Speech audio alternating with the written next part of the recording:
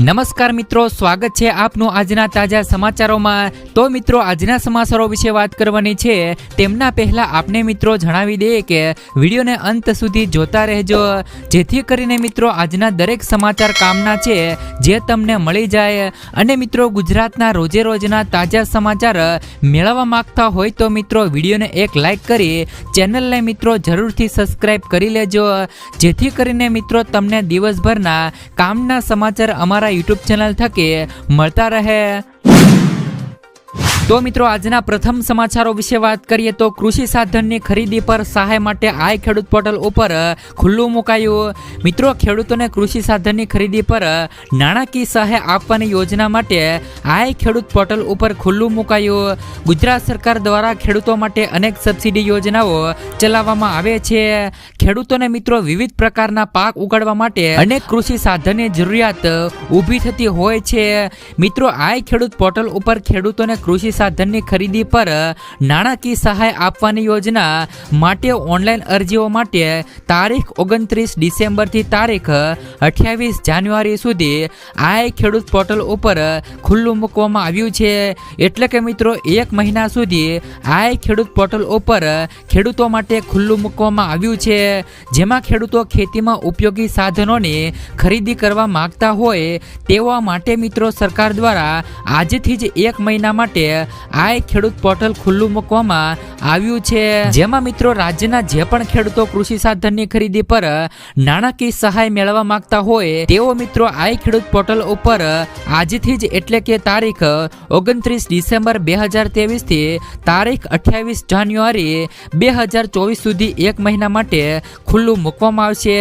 વધુમાં વધુ આ વર્ષે અરજીઓ મેળવવા બાબતે જે તે પણ તાલુકાના નાણાકીય લક્ષ્યાંકને 110% મર્યાદામાં વહેલા તે પહેલાના ધોરણે અરજીઓ ઓનલાઈન થાય તે મુજબ નક્કી થયેલ છે, જેને મિત્રો ધ્યાને લઈ ખેડૂતોએ આ ખેડૂતોને કૃષિ સાધનની ખરીદી પર નાણાકીય સહાય આપવાની યોજનામાં સહાય મેળવવા માટે ઓનલાઈન અરજી કરી અને અરજીની નકલ પોતાની પાસે રાખવાની રહેશે।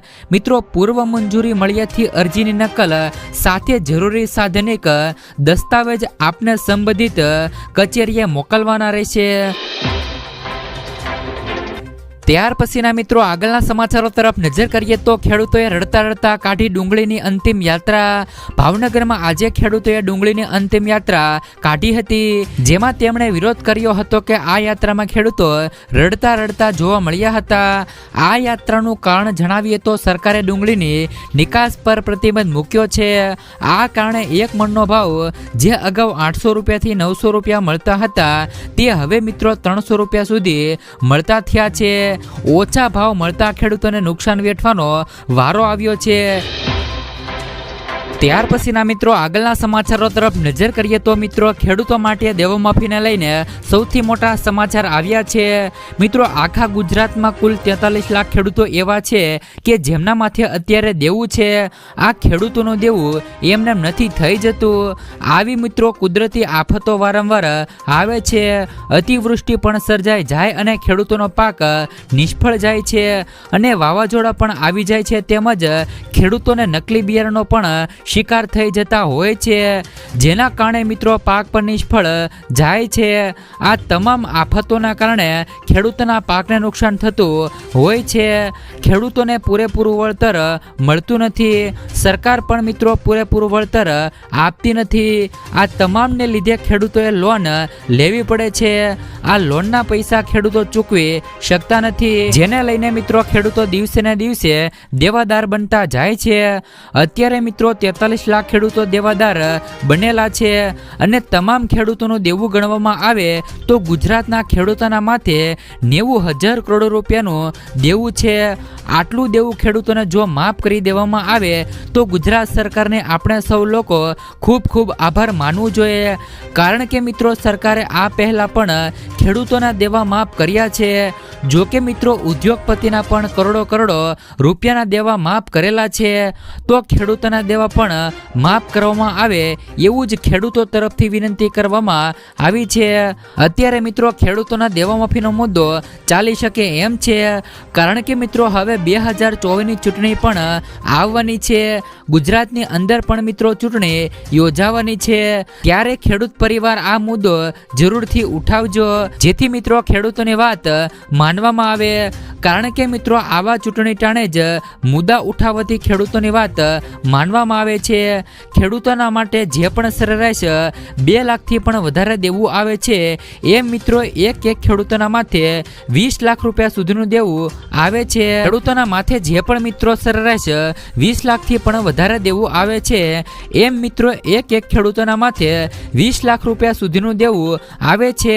મિત્રો એ દેવું જો સંપૂર્ણપણે માફ કરે તો કાંઈ નહીં, પણ જો આંશિક થોડીક પણ રાહત આપવામાં આવે ખેડૂતોને, તો ખેડૂતો માટે ખૂબ જ સારી વાત કહી શકાય છે. ત્યાર પછીના મિત્રો આગળના સમાચારો તરફ નજર કરીએ તો મિત્રો ખેડૂતો પોતાના ખેતરે લગાવી શકે છે સોલાર મોટર. જાણો કેવી રીતે તમે પણ આ યોજનાનો લાભ લઈ શકો છો. તો હવે ધીરે ધીરે સોલાર એનર્જીની બોલાબાલા વધી રહી છે. ખેડૂતો પણ સોલાર પંપ વાપરતા થયા છે. આ માટે સરકારની વિવિધ યોજનાઓ પણ અમલમાં છે. સોલાર પંપથી ખેડૂત ભાઈઓને વીજળીના બિલમાંથી રાહત મળે છે. આ પર્યાવરણ માટે પણ ફાયદાકારક રહેલું છે. સરકારની ઘણી યોજનાઓ હેઠળ ખેડૂતોને સોલાર પંપ લગાવવા માટે પણ સબસિડી આપવામાં આવે છે. જેમાં મિત્રો સોલાર પંપની કિંમતો વિશે વાત કરીએ તો તે ખેતીમાં સિંચાઈની જરૂરિયાતો, ખેતરની જમીનની પ્રકૃતિ અને સોલાર પંપની ક્ષમતા પર આધારિત છે. તમે મિત્રો સોલાર પંપ લગાવવા માટે સરકારની યોજનાઓનો પણ લાભ લઈ શકો છો. આ યોજનાઓમાં કુસુમ યોજના મહત્વની યોજના છે. આ યોજના હેઠળ ખેડૂતોને સોલાર પંપ લગાવવા માટે મિત્રો 60% સુધીની સબસિડી આપવામાં આવે છે. ખેડૂતો ઉપરાંત આ પંપ પંચાયતો અને સહકારી મંડળીઓને પણ મફત ઉપલબ્ધ કરવાનો આવે છે. આ સિવાય સરકાર તેમના ખેતરની આસપાસ સોલાર પંપ પ્લાન્ટ લગાવવા માટે ખર્ચના 30% સુધીની લોન પણ મિત્રો આપે છે. ત્યાર પછીના મિત્રો આગળના સમાચારો તરફ નજર કરીએ તો રામ મંદિર માટે 21 કિલોનો ઘંટ તૈયાર. મિત્રો અયોધ્યામાં શ્રી રામ મંદિર માટે 21 કિલોનો વિશાળ ઘંટ તૈયાર કરાયો છે. ઉત્તર પ્રદેશના ઘંટનગર તરીકે ઓળખાતા જલેસરમાં આ ઘંટ તૈયાર કરાયો છે, જેને અયોધ્યા પહોંચતા લગભગ 10 દિવસ જેટલો સમય લાગશે. આ ઘંટને મિત્રો અષ્ટધાતુથી બનાવવામાં આવ્યો છે. તેના નિર્માણમાં 25 લાખ રૂપિયા જેટલો ખર્ચ થયો છે. આ ઘંટ 6 ફૂટ ઊંચો અને 5 ફૂટ પહોળો છે. મિત્રો ઘંટ બનાવનાર કારીગરે જણાવ્યું કે તેને બનાવવામાં તમામ ધર્મના લોકોનો સહયોગ મળ્યો છે. ત્યાર પછીના સમાચારો જોઈએ તો 1 જાન્યુઆરી 2024 થી મિત્રો આ 12 ફેરફારો લાગુ થવા જઈ રહ્યા છે. મિત્રો તમારા ખિસ્સા પર અસર પડશે. જાણી લો મિત્રો કે નવા વર્ષથી કયા નિયમો લાગશે. તો મિત્રો 1 જાન્યુઆરી 2024 થી ઘણા બધા નિયમો ફેરફાર થવા જઈ રહ્યા છે. આ દરેક નિયમોની અસર તમારા ખિસ્સા ઉપર થઈ શકે છે. એટલા માટે મિત્રો દરેક નિયમો થોડોક સમય કાઢીને જાણી લેજો. પહેલા નિયમની વાત કરીએ તો મિત્રો પ્લાસ્ટિકની થેલીઓ પર ફરીથી પ્રતિબંધ મૂકવામાં આવી શકે છે. હવે સિંગલ યુઝ પ્લાસ્ટિક પર પ્રદેશના ક્રેકડાઉનમાં આગળના તબક્કા હેઠળ 1 જાન્યુઆરીથી એસીટીમાં હેવી વેઇટ ભારે વજનવાળી પ્લાસ્ટિક બેગ પર પ્રતિબંધ મૂકવામાં આવશે. બીજા નિયમની વાત કરીએ તો મિત્રો 1 જાન્યુઆરીથી ભાવમાં થશે વધારો. કાચા માલમાં થયેલા વધારા અને અન્ય કારણોને કારણે વાહનોની કિંમત વધુ થશે. ઘણા વાહન ઉત્પાદકોએ 1 જાન્યુઆરીથી 2024 સુધીથી કિંમતોમાં વધારો કરવાની જાહેરાત કરી છે. જેમાં મિત્રો વાહન નિર્માતાઓમાં મારુતિ સુઝુકી છે, ટાટા મોટર્સ છે, મહિન્દ્રા હોન્ડા છે, હુન્ડાઈ, નિસાન, ફોક્સવેગન, સ્કોડા મોટર્સ અને ઓડી અને મર્સિડીઝ જેવા વાહનોનો સમાવેશ કરવામાં આવે છે. તેમજ મિત્રો ત્રીજા નિયમની વાત કરીએ તો સિમ કાર્ડ ખરીદવા માટે તમારે કેવાયસી જોશે.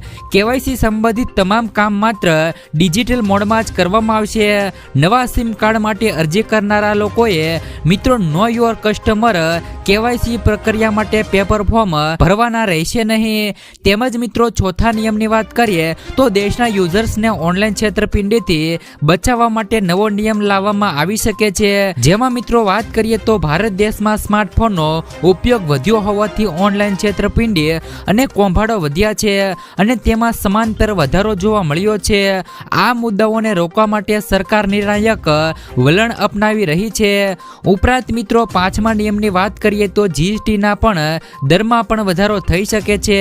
મિત્રો 2024થી GST દર 8% વધીને 9% થઈ શકે છે. 2022ના બજેટમાં ડબલ રેટ વધારાનું આ અંતિમ પગલું છે. આ વધારો 1 જાન્યુઆરી 2024થી અમલમાં મૂકવામાં આવશે અને વ્યવસાયોએ તે મુજબ તેમની સિસ્ટમ અને કિંમતો અપડેટ કરવા માટે તૈયાર રહેવું પડશે. તેમજ મિત્રો છઠ્ઠા નિયમની વાત કરીએ તો મિત્રો વિદ્યાર્થીઓ માટે વિઝા પ્રોસેસર બદલાશે. હવે આંતરરાષ્ટ્રીય વિદ્યાર્થીઓએ અભ્યાસ પૂરો કરતા પહેલા જ વર્ક વિઝા માટે અરજી કરવી પડશે. આનો અર્થ એ છે કે જે પણ વિદ્યાર્થીઓ નેધરલેન્ડમાં કામ કરવા માંગે છે તેઓએ તેમનો અભ્યાસ પૂર્ણ કરતા પહેલા વર્ક વિઝા માટે અરજી કરવી આવશ્યક છે. તેમજ મિત્રો સાતમા નિયમની વાત કરીએ તો રોજગાર માટેનો કાયદો બદલાશે. નવા વર્ષથી રોજગાર કાયદામાં ઘણા બધા ફેરફારો થવાના છે.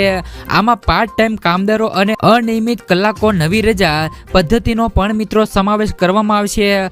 ઉપરાંત મિત્રો આઠમા નિયમની વાત કરીએ તો જાન્યુઆરી 2024માં બેંક રજાઓ 16 દિવસ રજા રહેશે. નવું વર્ષ શરૂ થઈ રહ્યું છે અને સેન્ટ્રલ રિઝર્વ બેંક RBI દ્વારા બેંકો માટે bank holiday calendar list RBI bank holiday list પણ બહાર પાડવામાં આવ્યું છે. મિત્રો જાન્યુઆરી 2024માં બેંકો કુલ 16 દિવસ બંધ રહેશે. તમે પણ મિત્રો RBI નું રજા લિસ્ટ જાણી લેજો. તેમજ મિત્રો નવમા નિયમની વાત કરીએ તો વીમાની પોલિસી પણ બદલાઈ જશે.